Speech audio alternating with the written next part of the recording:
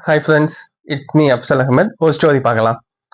ஒரு ஸ்கூலில் ஒரு டீச்சர் என்ன கிளாஸ் எடுக்கிறாங்க. அங்கே பசங்க பார்த்தீங்க அப்படின்னா அவங்களுக்குள்ள கோஆர்டினேஷன் இல்லை. அவங்களுக்குள்ள கொஞ்சம் ஹேட்டட் ஃபீலிங் இருந்திருக்கு. கோபம், காசிப்பிங், அவங்கள பற்றி அவங்களுக்கு பிடிக்கல, இவங்களை பற்றி அவங்களுக்கு பிடிக்கல. டீமாக என்ன பண்ணியிருக்காங்க அப்படின்னா இருந்திருக்காங்க. இதனால பசங்களால படிக்க முடியல. ஏன்னா ஃபோக்கஸ் மனசில் என்ன இருக்கு, கோவம் இருக்கும்போது ஸ்டடீஸில் எப்படி ஃபோக்கஸ் போகாது இல்லையா? அதனால எக்ஸாம்லலாம் கொஞ்சம் லோவாக பெர்ஃபார்ம் பண்ணியிருக்காங்க. ஆனால் பசங்க வந்து நல்லா பெர்ஃபார்ம் பண்ணக்கூடிய பசங்க. ஸோ இவங்கள என்ன பண்ணணும் அப்படின்னா, நம்ம ஒழுங்கா நல்வழிப்படுத்தி கொண்டு வரணும் அப்படின்னு சொல்லி டீச்சர் பிளான் பண்ணியிருக்காங்க. டீச்சர் கிளாஸ் ரூம் என்ன சொல்லியிருக்காங்கன்னா, ஸ்டூடெண்ட்ஸ் ஒரு சின்ன ஆக்டிவிட்டி பண்ணுவோம்.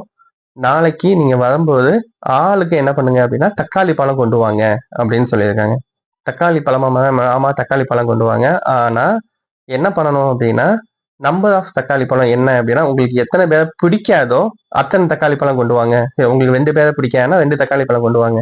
5 பேரை பிடிக்காது அப்படின்னா 5 தக்காளி பழம் கொண்டு வாங்க. ஸோ உங்களுக்கு எத்தனை பேரை பிடிக்காதோ அத்தனை தக்காளி தக்காளி பழம் கொண்டு வரணும்னு இருக்காங்க. ஓகே மேம் அப்படின்னு சொல்லியிருக்காங்க. பசங்க எல்லாரும் என்ன பண்ணியிருக்காங்கன்னா கொண்டு வந்துட்டாங்க. 1 பழம், 2 பழம், 5 பழம், 10 பழம், இந்த மாதிரிலாம் என்ன பண்ணியிருக்காங்கன்னா தக்காளி பழம் கொண்டு வந்திருக்காங்க.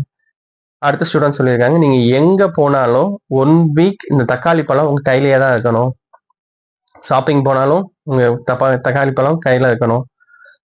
வெளியே எங்க போனாலும் தக்காளி பழம் கையில இருக்கணும். ரெஸ்ட் ரூம் போனாலும் தக்காளி பழம் கையில இருக்கணும் அப்படின்னு இருக்காங்க. ஓகே மேம் அப்படின்னு சொல்லி பசங்க என்ன பண்ணியிருக்காங்க, தக்காளி பழத்தை எடுத்துட்டு போயிருக்காங்க. அப்கோர்ஸ் தக்காளி பழத்தோட லைஃப் மேக்ஸிமம் போனா 2 நாள். 3ஆம் நாள்ல இருந்து என்ன ஆயிடும், அது கெட ஆரம்பிச்சிடும், ஸ்மெல் அடிக்க ஆரம்பிச்சிடும்.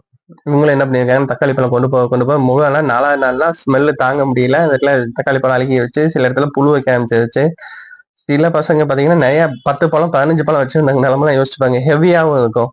வந்து ஸ்டூடெண்ட்ஸ் கிட்ட கேட்டிருக்காங்க, 7 டேஸ் முடிஞ்ச உடனே எப்படி ஃபீல் பண்ணுவீங்க அப்படின்னு. ஐயோ மேம், இது இன்னும் இவ்வளோ ஸ்மெல் அடிக்குது, நாங்க கையில எப்படி வச்சுக்க முடியும், ரொம்ப ஹெவியா இருந்துச்சு, தூக்கிட்டே எங்கனாலும் நான் சுத்துறதுக்கு வந்து ரொம்ப கஷ்டமா இருந்துச்சு, பையனுக்கு வந்து எனக்கு உடம்புக்கே முடியாம போயிடுச்சு, தலை வலிச்சிச்சு, வாமிட்டிங் பண்ணேன். இந்த மாதிரி ஒவ்வொருத்தவங்க என்ன பண்ணியிருக்காங்க அப்படின்னா சொல்லியிருக்காங்க.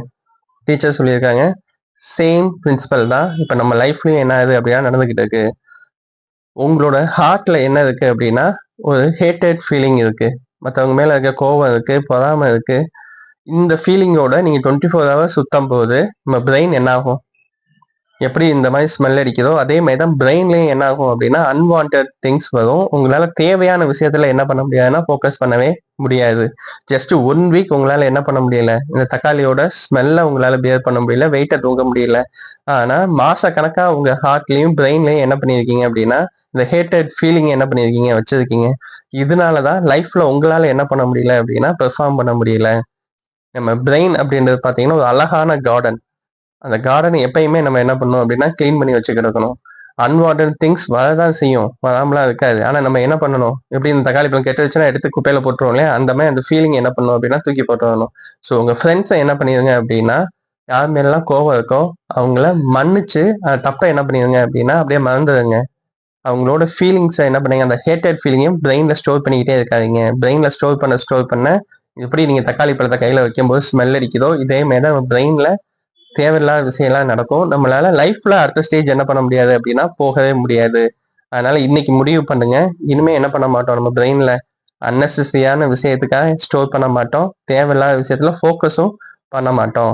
So get better not Peter அப்படின்னு சொல்லி இந்த ஸ்டோரியை முடிச்சிருக்காங்க. இது நடந்து கொஞ்ச நாள்லயே பசங்க கிட்ட பாத்தீங்க அப்படின்னா நல்ல கோஆர்டினேஷன் இருந்திருக்கு. நம்ம பிரெயின்ல என்ன இல்லை, அந்த ஹேட்டட் ஃபீலிங் இல்லை அப்படின்போது எல்லாரையும் ஃப்ரெண்ட்லியா பழகிருக்காங்க, ஃபுட்டை ஷேர் பண்ணியிருக்காங்க, புக்ஸை ஷேர் பண்ணியிருக்காங்க. பசங்க கிட்ட நல்ல ஸ்டடீஸ்ல இம்ப்ரூவ்மெண்ட் என்ன இருக்கு அப்படின்னா கிடைச்சிருக்கு. அஃப்கோர்ஸ் ஒரு எக்ஸலண்டான டீச்சர் நல்ல கிளாஸ் என்ன பண்ணியிருக்காங்கன்னா இம்ப்ளிமெண்ட் பண்ணியிருக்காங்க. ஸ்டோரி பிடிச்சிருந்துச்சு அப்படின்னா சப்ஸ்கிரைப் பண்ணுங்க. இந்த மாதிரி நிறைய ஸ்டோரிஸ் நான் போட்டுக்கிட்டே தான் இருப்பேன். ஏன்னா நம்ம என் வீடியோஸ் எல்லாமே பார்த்தீங்கன்னா டுவர்ட்ஸ் ஆட்டிடியூடாக தான் இருக்கும். சின்ன சின்ன விஷயம் நம்மளை என்ன பண்ணுவோம் அப்படின்னா நெக்ஸ்ட் ஸ்டேஜ் கூட்டிட்டு போவோம். Kindly share with your friends too. Thank you friends, thanks for வாட்சிங்.